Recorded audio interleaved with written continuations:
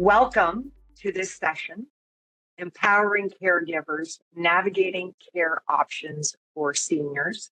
We're thrilled to have you join us today. I'm Charlene Nadlin. I am the founder of Amintro. We are the developers of the Amintro Family, Caregiving, and Caregivers app, as well as the Amintro Friendship app for adults 50 plus. Today, I have with me Amanda Richards from Chartwell Retirement Residences, and we are going to be engaging in a conversation about being caregivers and what that looks like, and the challenges that we face, and solutions and options for us as we go through our caregiver journeys. Now, we really want this to be an engaging conversation and discussion, and invite you to post your comments, any questions you may have throughout our discussion in the chat. And as we go through, we'll address them, and we look forward to hearing what you have to say. So to kick this off, we would like to know a little bit about you. So in the chat, please let us know, are you currently a caregiver, or are you planning or expecting to become a caregiver for a loved one? And who is it that you are currently caring for or are planning to care for? So if you could let us know in the chat, that would be fantastic.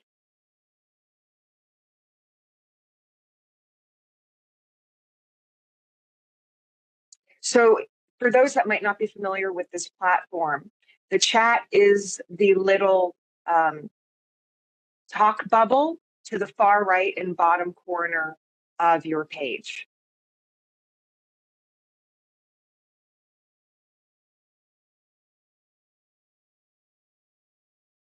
And you know what? I'll begin. So I am, why not, right?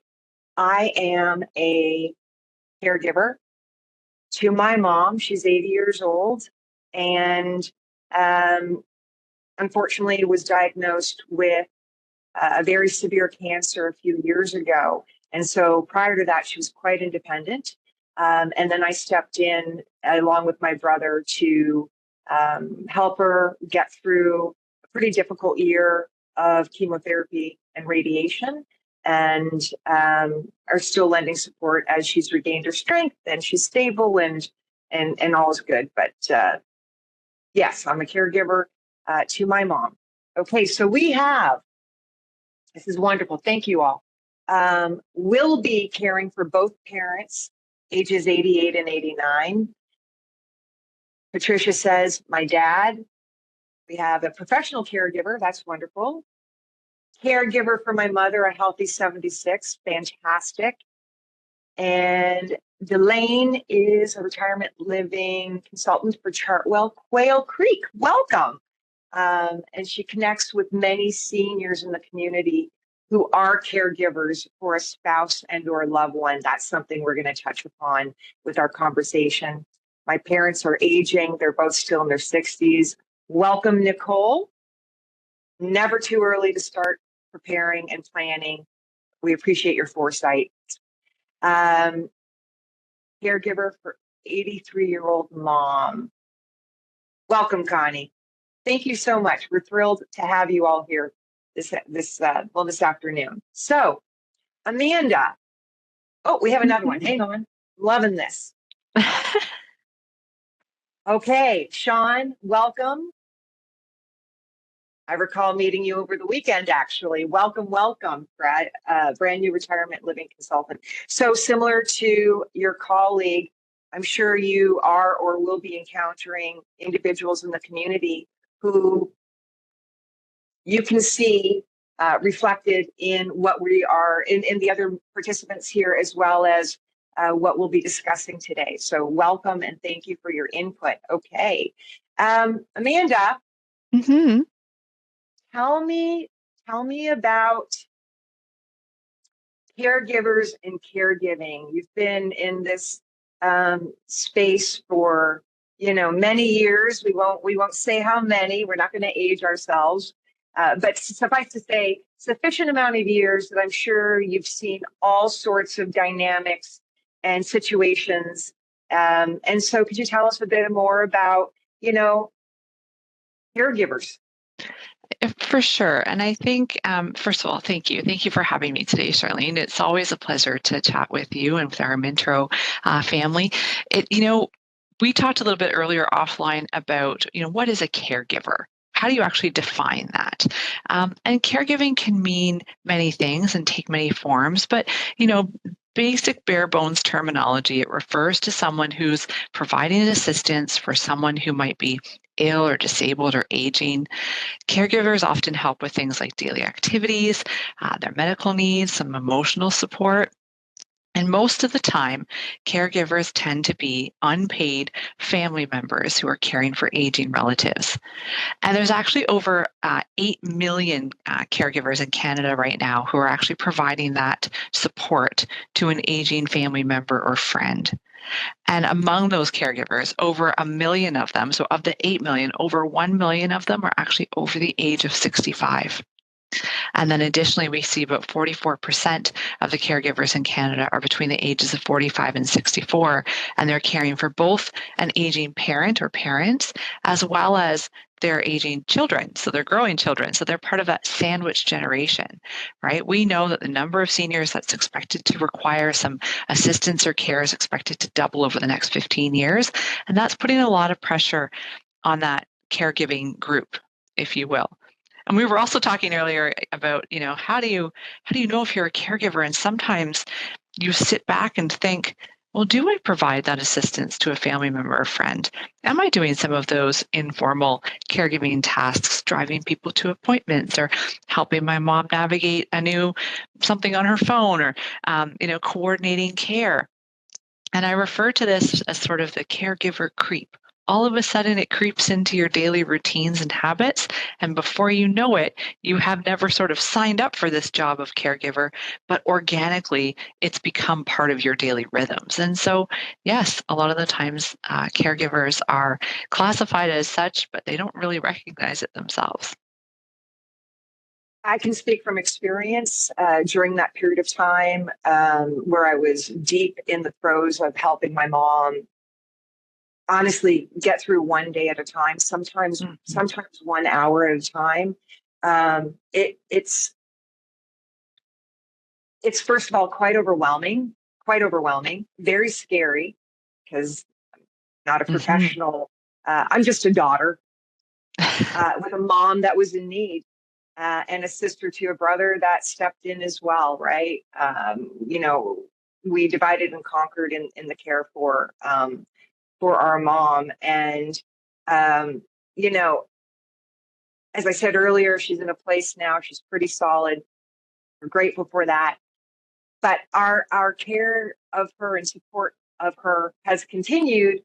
And what I find interesting is, um, one, a friend had to tell me that I was a caregiver.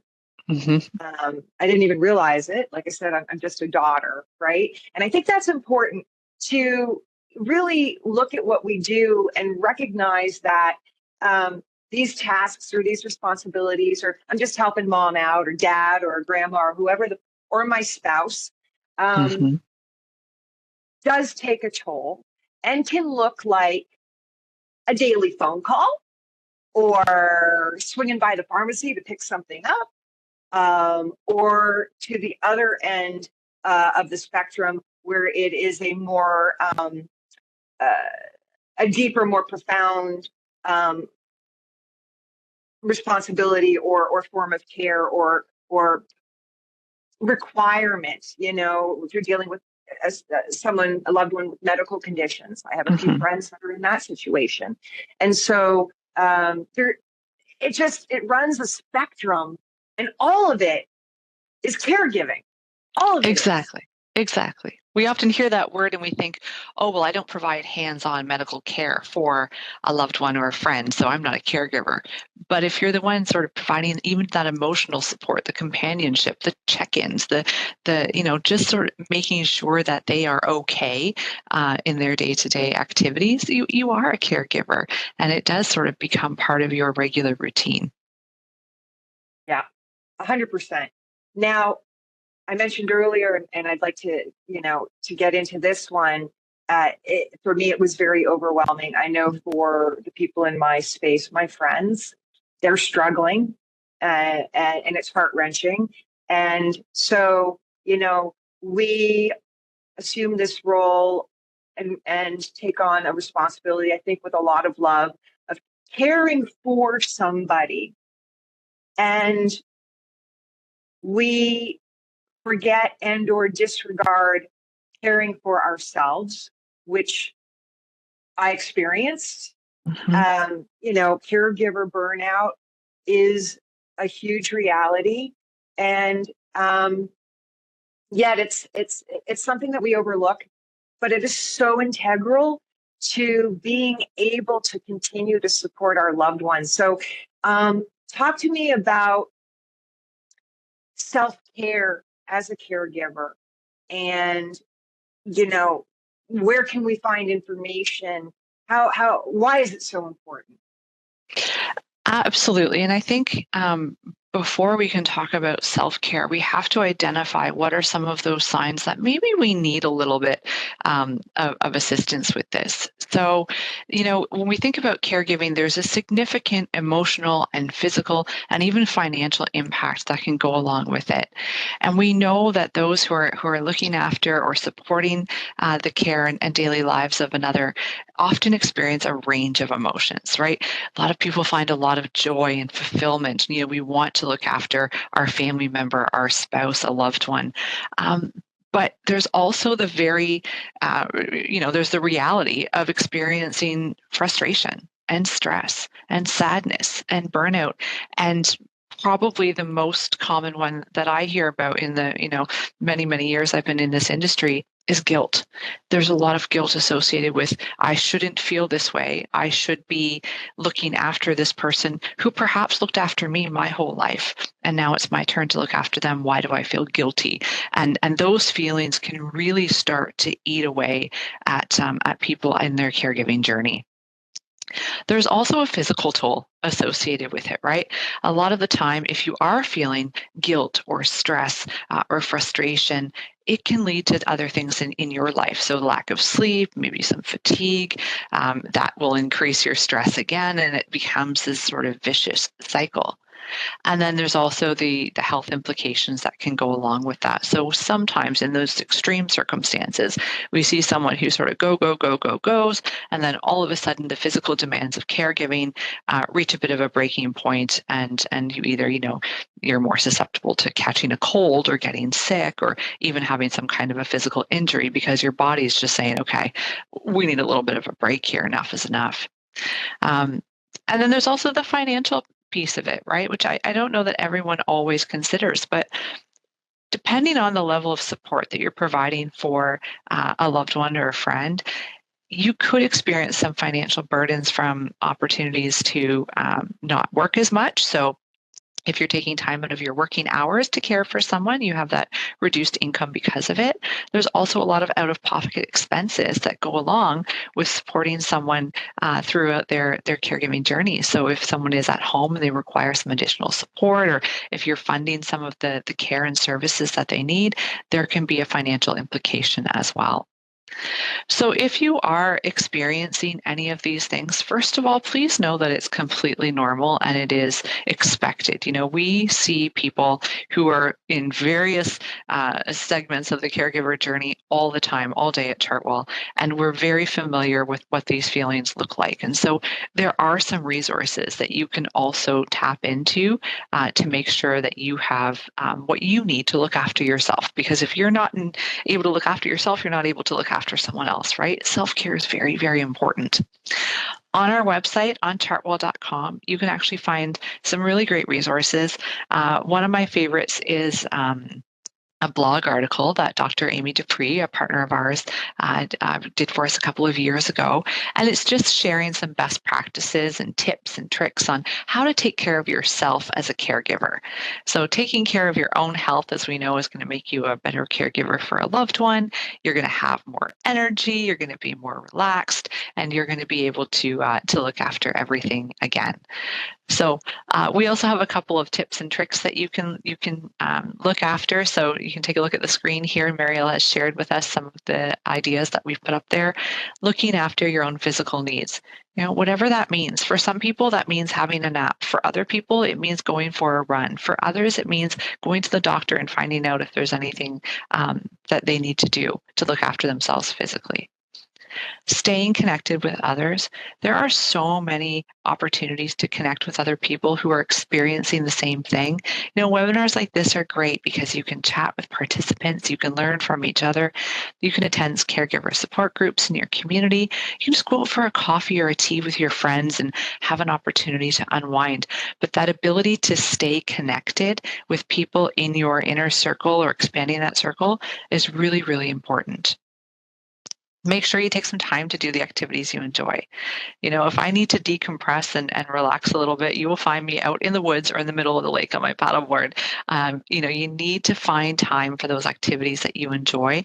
And sometimes that means scheduling time for it in your calendar so that it becomes a priority and not a nice to do if I have the time. You have to prioritize some of your time to be able to do those things that mean the most to you. You can explore some stress reduction techniques, whatever that looks like for you. There's a lot to be said for, exercise and diet and yoga and meditation and different therapies.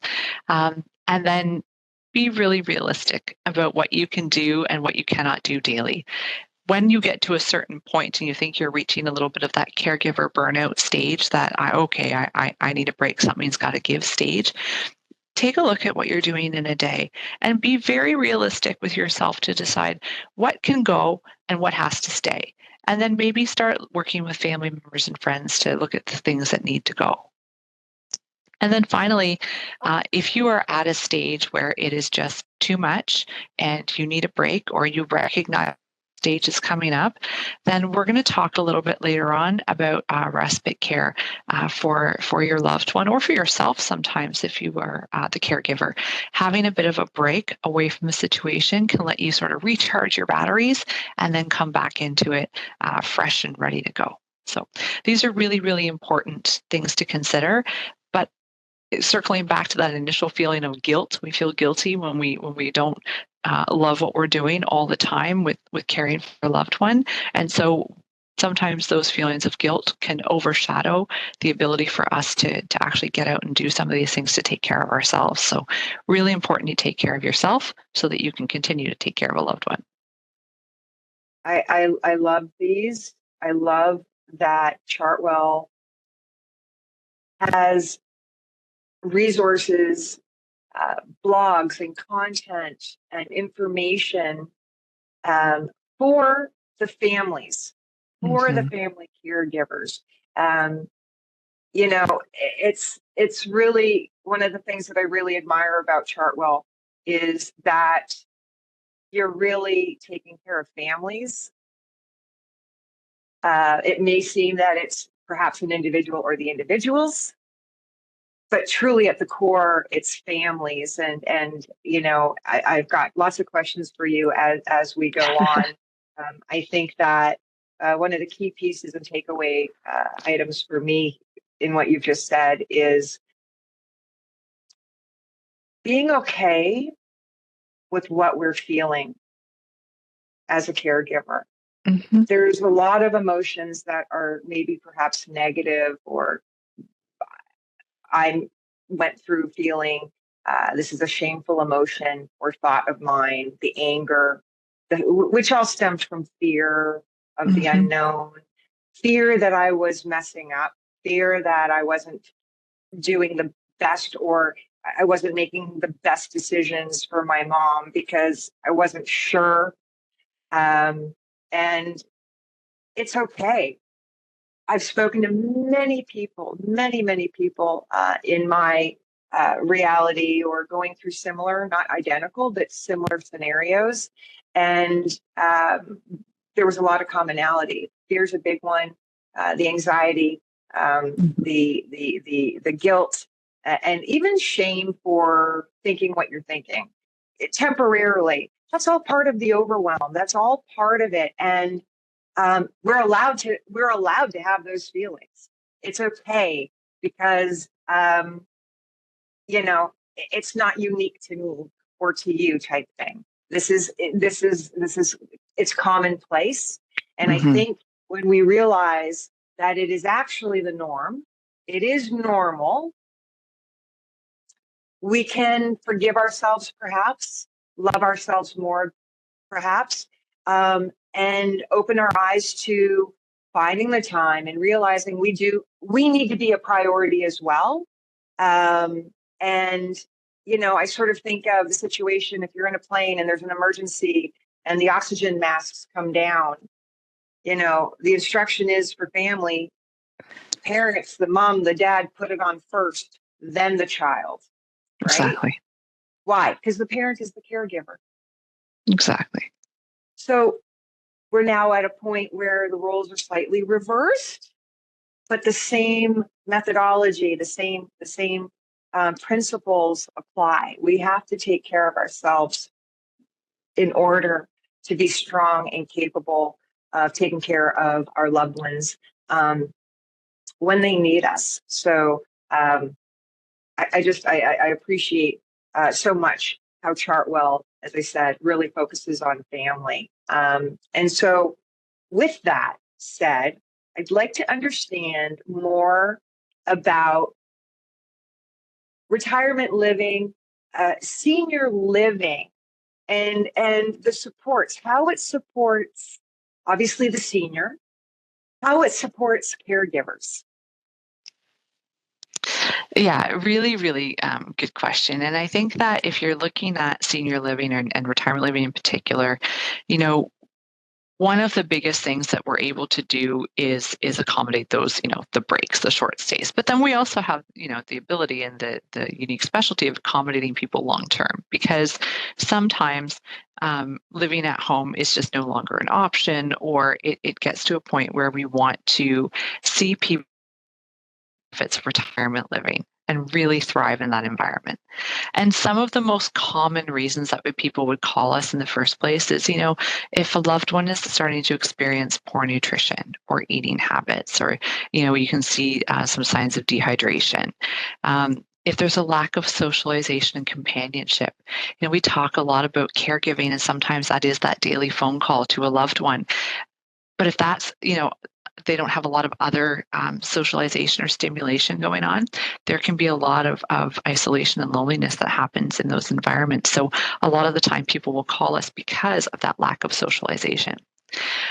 Sometimes we get calls because there's that inactivity, whether it's physical inactivity or mental inactivity. Someone's just really not thriving in their environment, signs of declining personal hygiene, some medical or some safety concerns. And then a lot of the times we start to see things that get mixed up. So medication mix-ups or appointment mix-ups, those types of things will precipitate a call to us. So when that happens, we're really well versed in helping people understand what type of care and support is going to be ideal for the individual or individuals that are considering a move to retirement living. Is it going to be something that's on the heavily focused on the care side and we're looking at assisted living or memory living, or is it going to be something where we're looking more towards, taking care of some of those regular daily chores and activities, and we're looking at a more social environment? So our retirement living consultants are really well versed in asking great questions and understanding the situation fully to figure out where someone's going to sort of fit on that spectrum of care.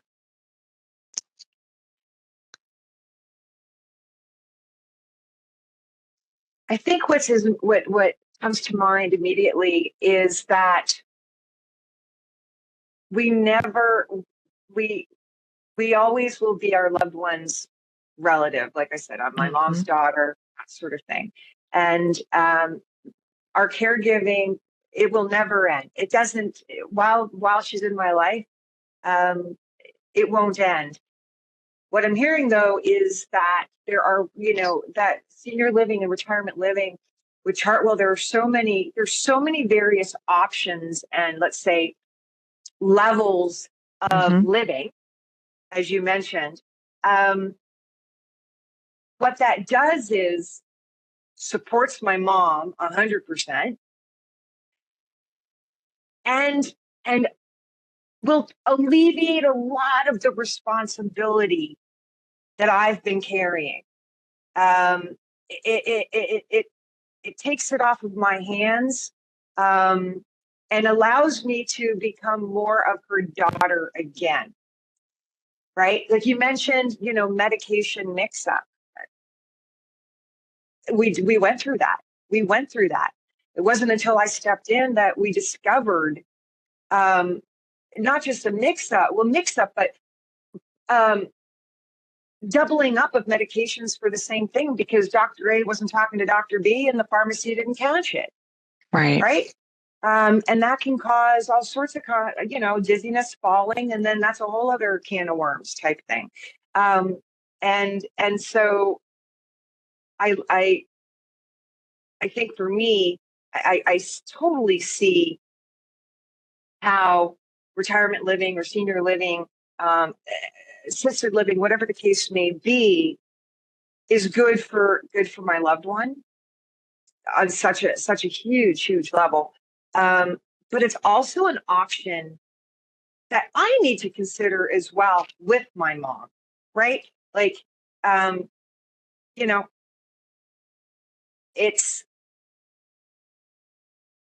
it's not one size fits all, but it can apply to all.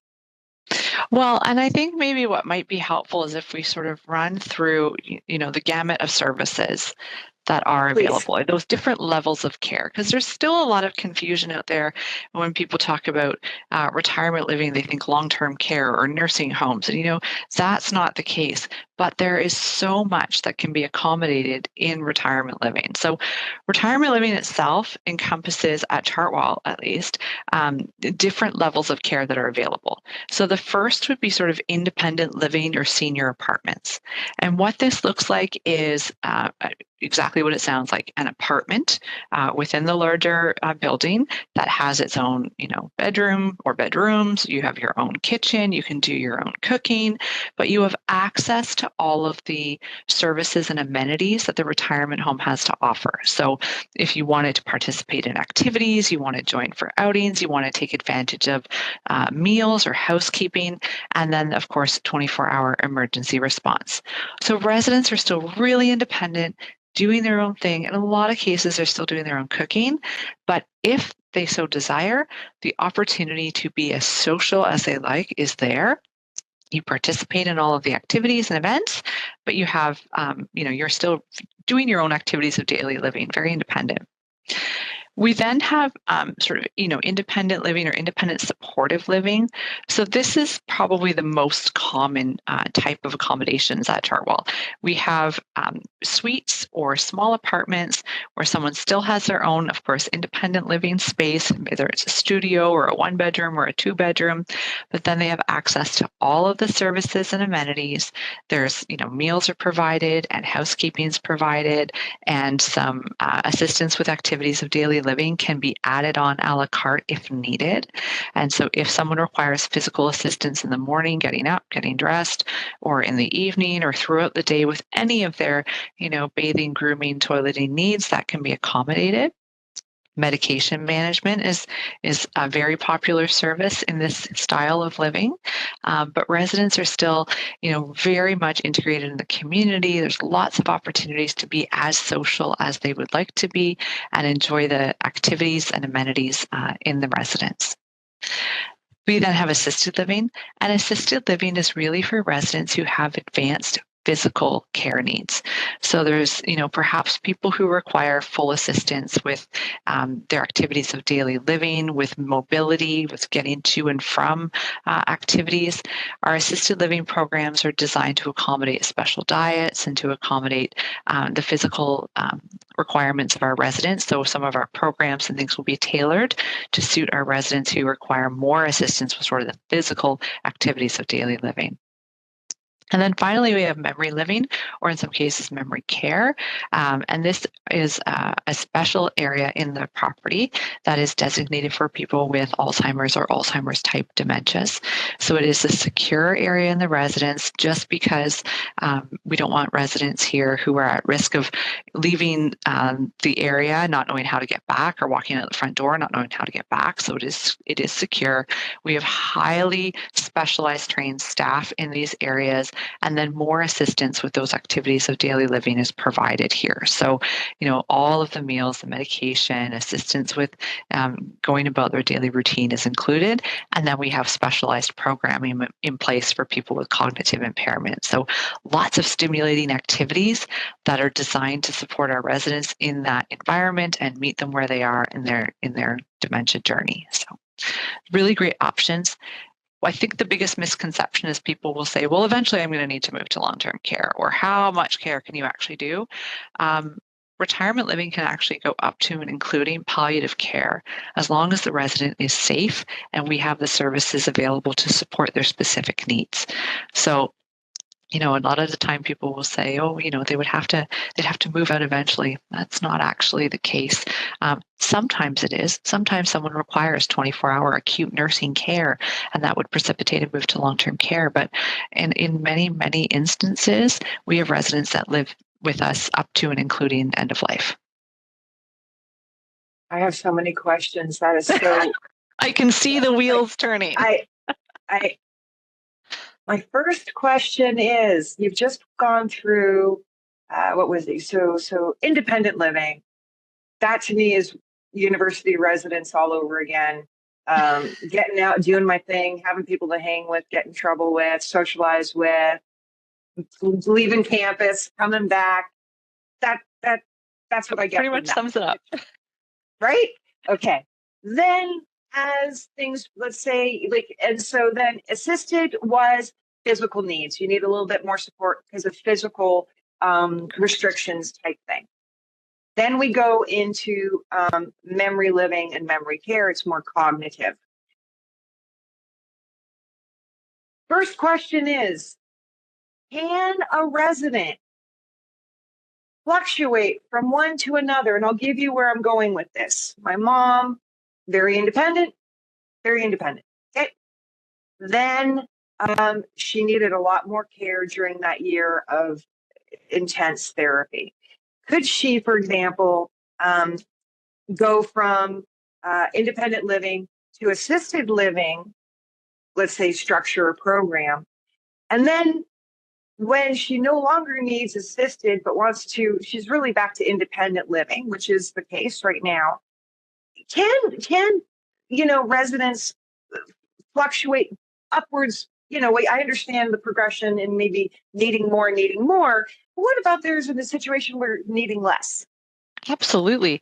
And I would say that one of the things that we see is sometimes someone will move in because they've had a health crisis, or because a caregiver has noticed, my family member is not eating as well and their nutrition's very poor. And so they've become very weak, and they've become less inclined to participate in things and maybe struggling a bit cognitively. And then they move into retirement living. They're enjoying 3 healthy, delicious, well-balanced meals per day. They're having some snacks, they're socializing, they're participating in activities that are stimulating their minds and their bodies. And all of a sudden, we start to see this bounce back, and people start to flourish, and they require less of the services than they did when they initially moved in, because they are thriving. So that's actually more common than people might realize. And of course, the other situation is very similar to your mom's, right? We have someone who could have moved in as an independent, had some kind of a health incident, crisis, a surgery, a procedure that's done, and that changes their care requirements for a period of time, be it short or a significant period of time.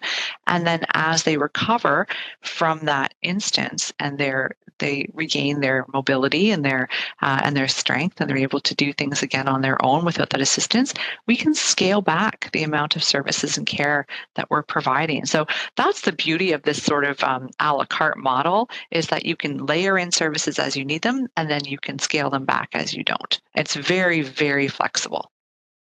I love that. It's customizable. Absolutely. Okay, here's the next question. I don't know if you can answer it, but All I right. don't I don't shy away from difficult questions. And it really has to do with the memory care and memory living from the Mhm. perspective of the family, the family caregivers. Do you have any advice or input on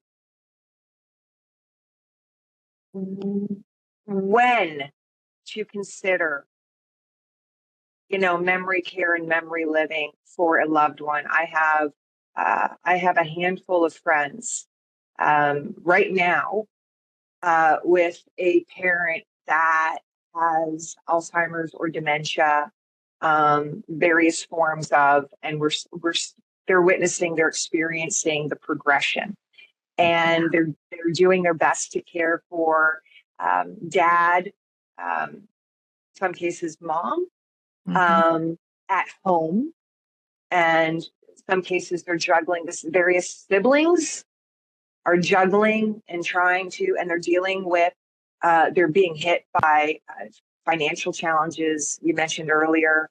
Um, employers that are not empathetic. That is a real reality. Yeah. Um, it's horrific, and so they're struggling to get vacation, basically using their vacation time to go and take care of. And so my question is, and these are conversations I've had with my friends. Um, how do you know? How do you know? How do you know when it's time? So the first thing I would say is if you're asking yourself that question, it's time. It's time to start considering and start researching because something in the back of your head is saying, I'm going to need this at some point. So perhaps, when do I know if it's the right point? Now. Now is the right time. There's a sort of a best case scenario in this utopic world. When we're in our 40s and our parents are in their 70s, we would sit down and have this conversation about what do you want to do when the time comes. But reality is, most of the time we don't start considering it until we have a need. So for Mm, people specifically looking for support for loved ones who have dementia, I would say the earlier you can do your research, the better. Go and visit a couple of retirement residences. Not all of them offer support for memory living or memory care. It is more of a niche product. So make sure that the homes that you're visiting offer those services and those levels of care. Especially if you're in early stages, oftentimes someone will move in with early stages of dementia, and then as their needs progress, they can progress through the spectrum of care available in that residence. If you're thinking about caring for someone at home and there is a risk of them potentially leaving the residence and not knowing how to get back. I mean, safety in these situations is paramount. So if that's a concern, then I would be doing the research right away and perhaps even making a move right away. The other thing to consider is that there's a lot of research to support the the thriving of residents who have a daily routine. And the best case scenario is that someone doesn't have a lot of interruptions in their daily routine. And so you can imagine that the move from home to retirement living for someone with dementia is quite a big transition. And so to minimize that transition, it is recommended that you make a move um, before the person's disease has progressed to a point where they're no longer going to qualify for retirement living because their needs are just too high, or to the point where it's going to be really difficult for that transition period. So if there are signs that someone is starting to not be able to thrive at home, or you're worried if there mm, isn't someone there in the residence at home with them all the time, I would consider making a move sooner rather than later. The best approach is to be proactive. yeah. Okay. Thank you. Thank you. I know that's extremely helpful for me, and I will be sharing it with my circle of friends that are going through this really difficult time. It is really difficult. There's no way to sugarcoat it, unfortunately. At the end of the day, we know that certain dementias progress at a certain um, pattern, but they are going to progress. It's not Yeah. like we can stop that. And so the more proactive you can be in your planning, and the sooner that you can make a move for someone, if you're going to make a move, the sooner you can do it, the better, because that way it gives them some time to adjust and it eases that transition period. So it is really hard in the short term. It's really, really hard. Our job at Chartwell, we do this every day. Our job is to hold your hand and guide you through it. It's not easy, but that's what we do every single day. And so we're here to answer questions and guide you through the process and do whatever we can to ease that. Thank you. That's fantastic. Can you tell me about the Care Assist program? I absolutely can tell you about Care Assist. So I'm actually really excited about this. Care Assist is basically a menu of services that are available to our residents in our independent living or independent supportive living suites in our properties, so that they can layer on those services as needed and then scale back as needed. So Care Assist is everything from additional assistance with those activities of daily living, whether it be a therapeutic bath or help in the shower or help with toileting or continence care, medication management, all of those things. But we set it up sort of as an a la carte menu so that you don't have to pay for services you're not using, and you can increase or decrease the ones that you need as you need them or don't need them. Got it. Okay, so the Care Assist program is applicable to the independent living. It's also applicable, I should say, to assisted living and memory living. We do have circumstances where Okay. someone who's, they're enjoying the assisted living program and all those amenities, but they would like an extra bath, or they would like, extra services with, I don't know, maybe they have ostomy care or something. We can add those services as needed. Okay. I mean, my wheels are spinning here.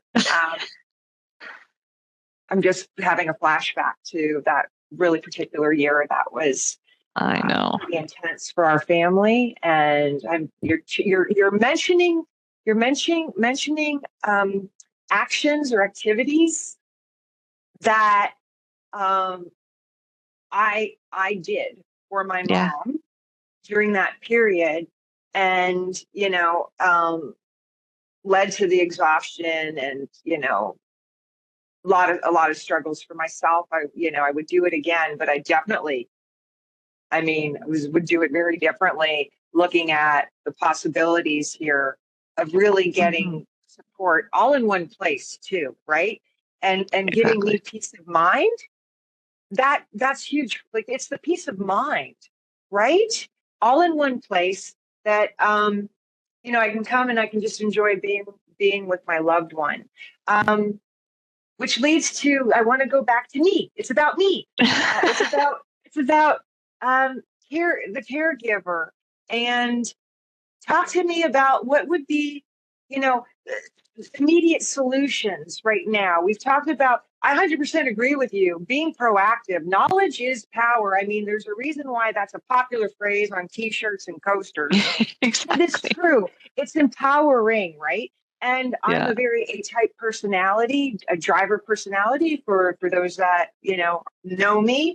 And when I don't have the information in advance, I don't like it.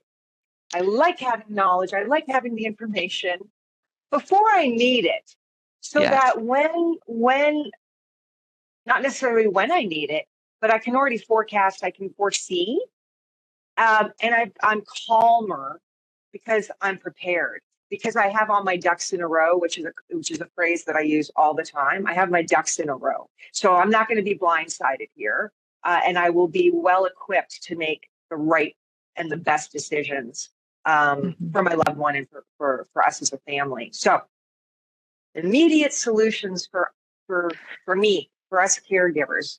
Immediate solutions for caregivers. Two things. One, you hit it on the head. Knowledge is power. So what I love about Chartwell in particular is that our website has so much information. You could spend days on there, combing through things and really diving into all of the things that we can offer. So if you are starting the journey or starting to consider, you want to know more, I highly encourage you to visit the website and dig in.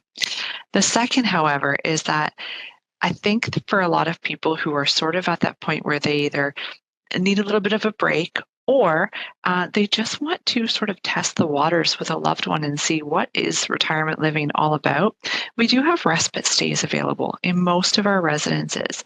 So people can actually come in and stay with us for a couple of weeks. It gives the caregiver a little bit of a break. Perhaps you want to go on vacation, or you just want to have a little bit of time to see what it's like not having to go and check on mom and dad in their own home all the time. But you can schedule a respite stay at one of our residences. Gives the opportunity for your loved one to experience retirement living, take advantage of some of those services, enjoy the meals, enjoy the activities and amenities, and give yourself a little bit of a break as a caregiver. So respite stays can be a really, really good way for you to give yourself a break and sort of take a retirement living for a test drive for your loved one. I think I love that. I know, Chartwell has over, you'd know better than I, but like 146 locations. 160, yeah. 100, so I'm sorry, I was short. Okay, 160. And I know that, and they're diverse and quite distinct and unique, and they're stunning. I've had an opportunity to visit a few over the years. And that you may have a few in a closer geographic location. So to be able to, and you called it respite stays, it's like test driving a vehicle, going and, because it would be, well, which Chartwell is the right fit? Which one feels the best? Which one is my loved one going to thrive in? And it's not for me to decide. It's for them to, without making any final decision. It helps. It's this knowledge. And yes, again, with my circle of friends who are going through, a caregiver journey that involves Alzheimer's and dementia. I know for a fact in one case, I don't think they were aware that they could consider a respite stay while one went on holidays and needed a much needed break. Right. And to focus on just rejuvenating, re-energizing themselves, Mm-hmm. And I think that's a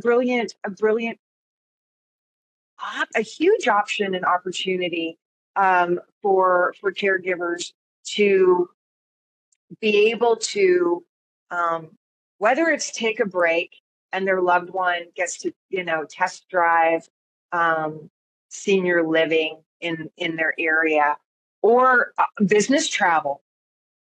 That's another, really any sort of, it's not just vacation, right? There's so many situations where we need some caregiver support for our loved one, and because we can't be hands-on, whether it's temporary, like you said, it could be temporary, to a more long-term support and solution.